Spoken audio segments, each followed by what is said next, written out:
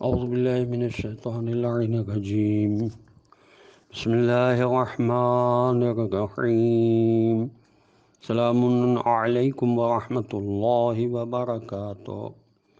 اللہ تبارک و تعالیٰ کا شکر ہے، میں کراچی سے علی احمد آپ کی خدمت میں اس وقت حاضر ہوں اور پارہ نمبر 20 کے آخری ربع کی تلاوت الحمدللہ میں کر چکا ہوں۔ اب اس کا ترجمہ پیش کر رہا ہوں جو علامہ سید ذیشان حضرت جوادی مرحوم نے کیا، تاکہ آپ قرآن کی آیات کو سامنے رکھتے ہوئے اس کا ترجمہ سنیں، اور اگر آپ نے یہ مشق جاری رکھی تو انشاءاللہ ایک وقت آئے گا جب تائید امام زمانہ عجل اللہ تعالیٰ فرجہ شریف اگر ہوئی تو آپ ترجمہ خود آیات کا کر سکیں گے۔ یہ الحمدللہ میرا اپنا تجربہ ہے۔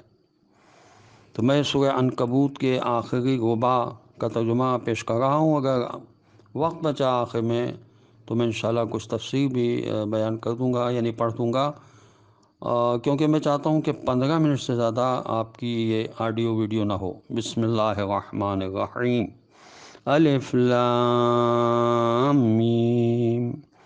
کیا لوگوں نے یہ خیال کر رکھا ہے کہ وہ صرف اس بات پر چھوڑ دیے جائیں گے کہ وہ یہ کہہ دیں کہ ہم ایمان لے آئے ہیں اور ان کا امتحان نہیں ہوگا؟ بے شک ہم نے ان سے پہلے والوں کا بھی امتحان لیا ہے، اور اللہ تو بہرحال یہ جاننا چاہتا ہے کہ ان میں کون لوگ سچے ہیں اور کون جھوٹے ہیں۔ یعنی لوگوں کو بتانا چاہتا ہے، وہ تو خود جانتا ہے، لوگوں کو بتانا چاہتا ہے کہ دیکھ لو کون اپنے دعوے میں سچے ہیں اور کون جھوٹے ہیں۔ کیا برائی کرنے والوں کا خیال یہ ہے کہ ہم سے آگے نکل جائیں گے؟ یہ بہت غلط فیصلہ کر رہے ہیں۔ جو بھی اللہ کی ملاقات کی امید رکھتا ہے اسے معلوم ہونا چاہیے کہ وہ مدت یقیناً ختم ہے، ہو جائے گی جو دنیا کی ہے، اور قیامت آنے والی ہے، اور وہ خدا سمیع بھی ہے اور علیم بھی ہے، اور جس نے بھی جہاد کیا ہے اس نے اپنے لیے جہاد یعنی کوشش کی ہے، واللہ تو سارے عالمین سے بے نیاز ہے، اس کو کچھ ضرورت نہیں ہے کسی چیز کی۔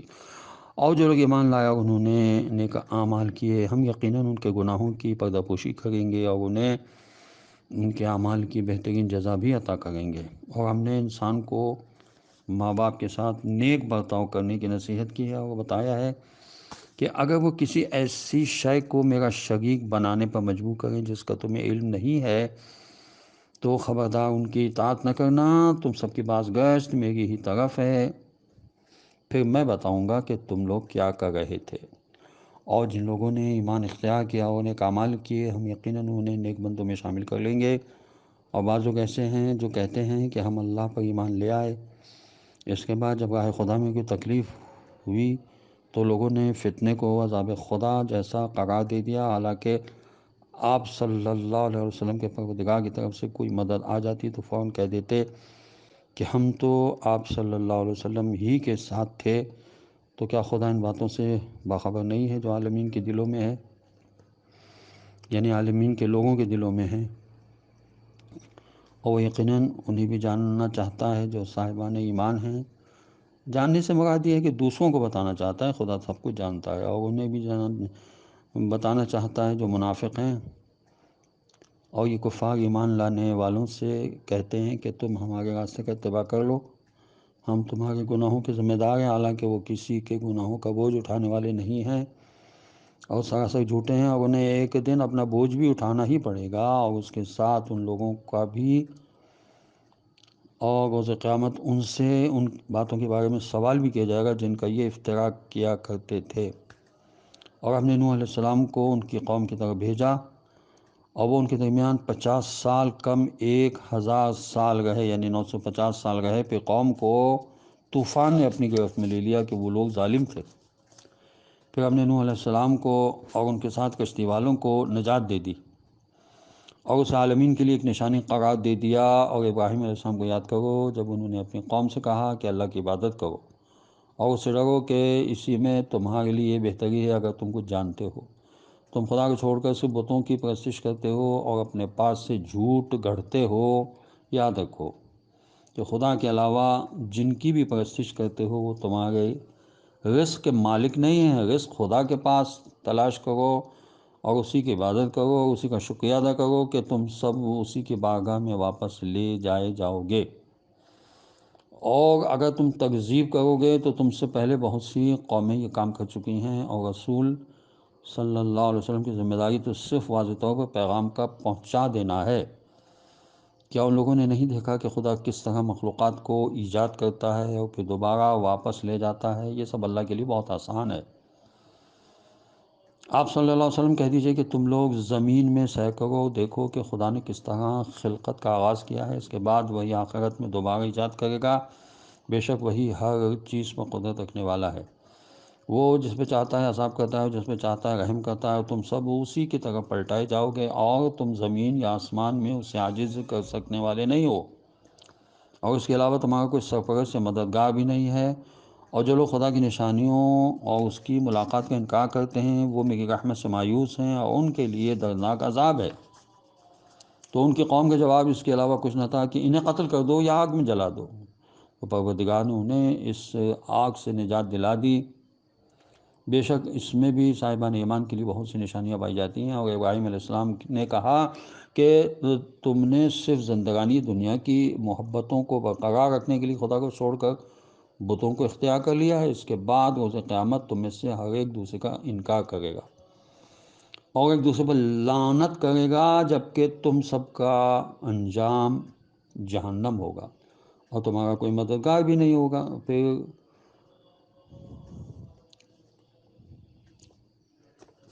لوط علیہ السلام ابراہیم علیہ السلام پر ایمان لے آئے اور انہوں نے کہا کہ میں اپنے رب کی طرف ہجرت کر رہا ہوں۔ مہاجر کہتے ہیں ہجرت کرنے والے کو، کہ وہی صاحب عزت اور صاحب حکمت ہے، اور ہم نے انہیں اسحاق علیہ السلام اور یعقوب علیہ السلام جیسی اولاد عطا کی، اور پھر ان کی ذریت میں کتاب اور نبوت قرار دیا، اور انہیں دنیا میں بھی ان کا اجر عطا کیا، اور آخرت میں بھی ان کا شمار نیک کردار لوگوں میں ہوگا۔ اور پھر لوط علیہ السلام کو یاد کرو جب انہوں نے اپنی قوم سے کہا کہ تم لوگ ایسی بدکاری کر رہے ہو جو سارے عالم میں تم سے پہلے کبھی کسی نے بھی نہیں کی ہے۔ تم لوگ مردوں سے جنسی تعلقات پیدا کر رہے ہو اور راستے قطع کر رہے ہو اور اپنی محفلوں میں برائیوں کو انجام دے رہے ہو۔ تو ان کی قوم کے پاس اس کے علاوہ کوئی جواب نہ تھا کہ اگر تم صادقین میں سے ہو تو وہ عذاب الہی لے آؤ جس کی خبر دے رہے ہو۔ تو لوط علیہ السلام نے کہا پروردگار تو اس فساد پھیلانے والی قوم کے مقابلے میں میری مدد فرما۔ اور جب ہمارے نمائندے فرشتے ابراہیم علیہ السلام کے پاس بشارت لے کر آئے، انہوں نے یہ خبر سنائی کہ ہم اس بستی والوں کو ہلاک کرنا چاہتے ہیں، کہ اس بستی کے لوگ بڑے ظالم تھے۔ تو ابراہیم علیہ السلام نے کہا کہ اس میں تو لوط علیہ السلام بھی ہیں۔ انہوں نے جواب دیا کہ ہم سب سے باخبر ہیں، ہم انہیں اور ان کے گھر والوں کو نجات دے دیں گے، علاوہ ان کی زوجہ کے کہ وہ پیچھے رہ جانے والوں میں سے ہے۔ پھر جب ہمارے فرشتے لوط علیہ السلام کے پاس آئے تو وہ پریشان ہو گئے اور ان کی مہمانی کی طرف سے دل تنگ ہونے لگے۔ ان لوگوں نے کہا کہ آپ ڈرے نہیں اور پریشان نہ ہوں، ہم آپ علیہ السلام کو اور آپ علیہ السلام کے گھر والوں کو بچا لیں گے، صرف آپ کی زوجہ کو نہیں کہ وہ پیچھے رہ جانے والوں میں ہو گئی ہے۔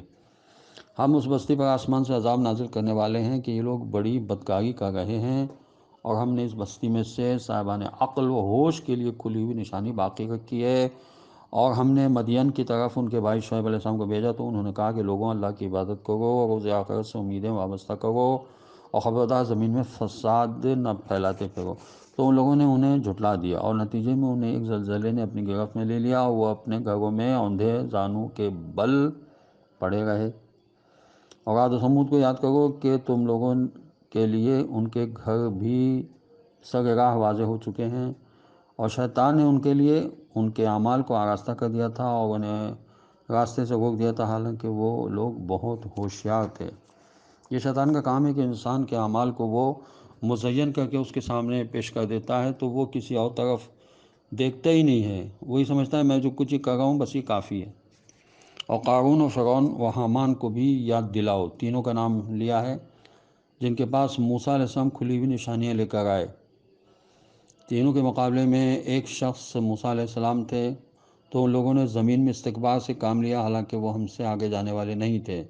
پھر ہم نے ہر ایک کو اس کے گناہ میں گرفتار کر لیا، کسی پر آسمان سے پتھروں کی بارش کر دی، کسی کو ایک آسمانی چیخ نے پکڑ لیا، اور کسی کو زمین میں دھنسا دیا، اور کسی کو پانی میں غرق کر دیا۔ اور اللہ کسی پر ظلم کرنے والا نہیں ہے، بلکہ یہ لوگ خود اپنے نفس پر ظلم کر رہے تھے، اور جن لوگوں نے خدا کو چھوڑ کر دوسرے سرپرست بنا لیے ہیں، ان کی مثال مکڑی جیسی ہے کہ اس نے گھر تو بنا لیا لیکن سب سے کمزور گھر مکڑی کا گھر ہوتا ہے اگر ان لوگوں کے پاس علم و ادراک ہو۔ انسان اس حقیقت کو نظر انداز کر دیتا ہے کہ طاقت کا سرچشمہ ذات پروردگار ہے،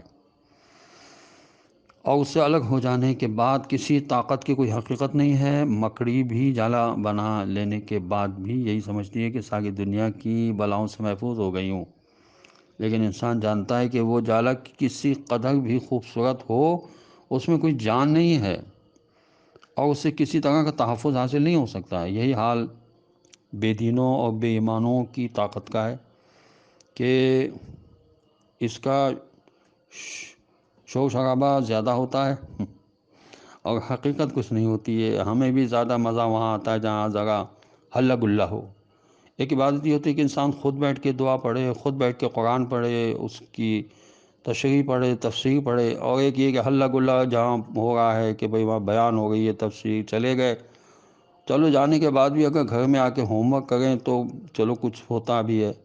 بچہ اگر اسکول جائے اور گھر میں ہوم ورک نہ کرے تو آپ تو اس سے کہتے ہیں کہ بھئی یہ کیسا اسکول ہے تمہیں ہوم ورک نہیں ملتا، اور ہم خود جاتے ہیں، دروس سنتے ہیں، مجلسیں سنتے ہیں، اور گھر میں آ کے کوئی ہوم ورک نہیں کرتے، سمجھتے ہیں بس یہ کافی ہے۔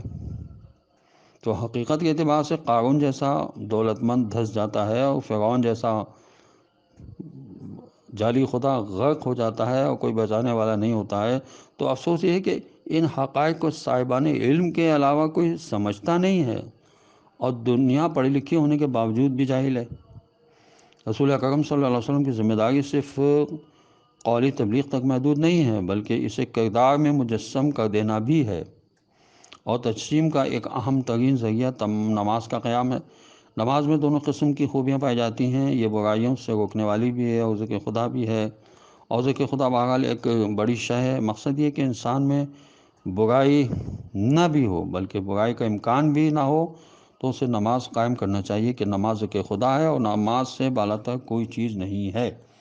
خدا ہمیں توفیق عطا فرمائے کہ ہم عمل کی منزل میں آگے بڑھیں، صرف زبانی دعوے نہ کریں کہ ہم مسلمان ہیں، ہم اہل بیت علیہ الصلوۃ والسلام کو مانتے ہیں۔ اس کا ثبوت ہم فراہم کریں کہ اہل بیت علیہ الصلوۃ والسلام نے جو علم ہمیں پہنچایا ہے، دیا ہے، دعاؤں کی صورت میں، زیارات کی صورت میں، اقوال کی صورت میں، اس سے ہم فائدہ اٹھائیں، اپنی عملی زندگی میں اخلاق حسنہ کا جو نمونہ رسول اکرم صلی اللہ علیہ وسلم کی ذات کو پیش کیا ہے اللہ نے، اس سے اہل بیت علیہ الصلوۃ والسلام کی زندگی کے جو واقعات ہیں ان سے ہم عملی زندگی میں آگے بڑھیں، اور دوسرے لوگ ہمارے عمل اور ہمارے اخلاق اور کردار سے متاثر ہوں۔ یہ نہیں ہے کہ ان کو ہم یہ کہیں کہ بھئی کتابوں میں یہ لکھا ہے، تم اس کو مانتے ہو، تم اس کو مانتے ہو۔ ہم اپنے اخلاق سے لوگوں کو بتائیں کہ ہم کس کو مانتے ہیں۔ خدا ہمیں عمل کی توفیق عطا فرمائے۔ السلام علیکم ورحمۃ اللہ وبرکاتہ۔